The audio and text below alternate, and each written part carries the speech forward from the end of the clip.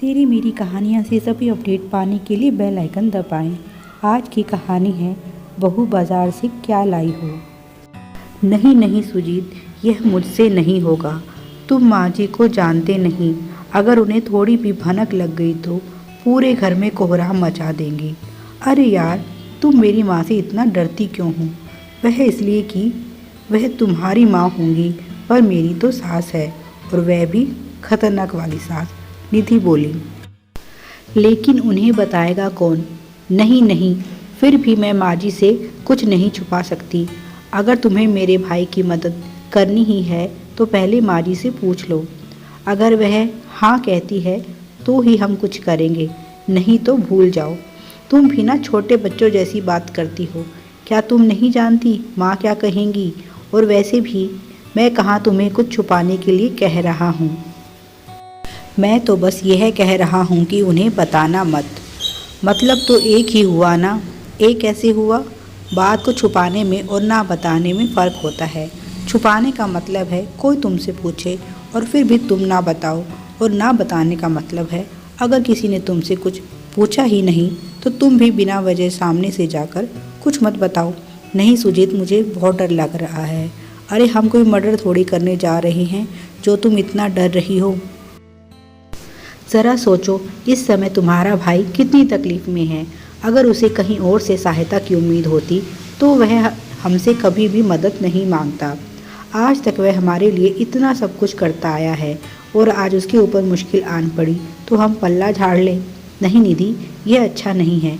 किसी को कुछ पता नहीं चलेगा। तुम माँ से कह देना कि बाज़ार गई थी। पर तुम तो माँ जी को जानती ही हो।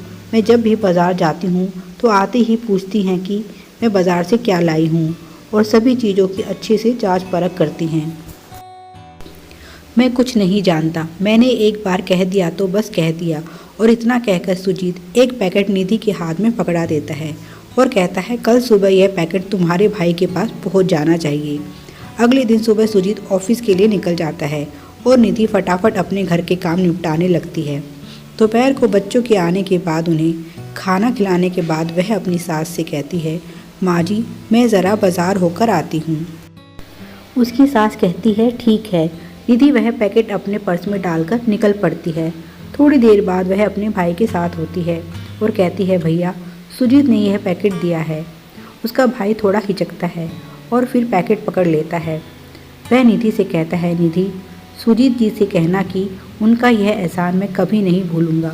निधि भी भावुक हो जाती है और कहती है, भैया, अगर इस मुश्किल घड़ी में अपने ही काम ना आए तो ऐसे अपनों का क्या फ़ायदा। पर घर आने की जल्दी में निधि ने बाजार से जो सामान खरीदा था भैया के घर ही भूल जाती है। निधि अपनी सास से कभी झूठ नहीं बोलती थी, इसलिए उसने भैया के घर जाने से पहले ही कुछ सामान खरीद लिया था ताकि वह झूठी भी ना पड़े और भाई की मदद भी हो जाए। पर अब इतना समय भी नहीं था कि वह फिर से बाजार जाकर कुछ सामान खरीद सके, तो वह चुपचाप खाली हाथ ही घर आ जाती है। और कुछ देर बाद निधि वापस अपने घर लौट आती है, पर उसे खाली हाथ आता देखकर उसकी सास पूछती है, बहू, बाजार से क्या लाई हो? तुम तो बाजार गई थी, पर तुम्हारे हाथ में तो कुछ भी दिखाई नहीं दे रहा। निधि सकपका जाती है और उसकी जुबान लड़खड़ाने लगती है। माँ जी, जो सामान मैं लेने गई थी वह मिला ही नहीं, तो बिना कुछ लिए ही आ गई। और इतना कहकर वह जल्दी से अपने कमरे में घुस जाती है। निधि को याद आता है उसने जो सामान खरीदा था वह भैया के घर ही भूल गई। कमरे में पहुंचकर वह जल्दी से एक गिलास पानी पीती है और बिस्तर पर बैठकर सोचने लगती है, क्या उसने माँ जी से झूठ बोलकर सही किया? पर यह भी सच है कि अगर उसकी सास को यह पता चल जाए कि सुजीत और निधि ने उसके भाई को 2 लाख रुपए दिए हैं तो वह घर में सच में बवाल मचा देंगी।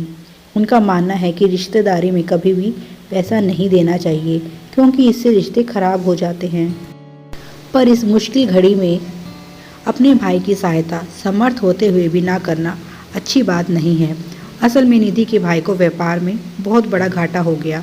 उन्होंने इधर उधर से पैसे जमा करने की कोशिश की, पर फिर भी कुछ पैसे कम रह रहे थे। तब उन्होंने आखिर में सुजीत से सहायता मांगी और सुजीत ने भी खुशी खुशी उनकी सहायता की।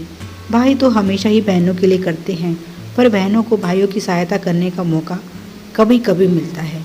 निधि अपने मन में बहुत ही सुकून महसूस कर रही है कि उसे इतना अच्छा और समझदार पति मिला है। Thanks for watching. Please like, share and subscribe.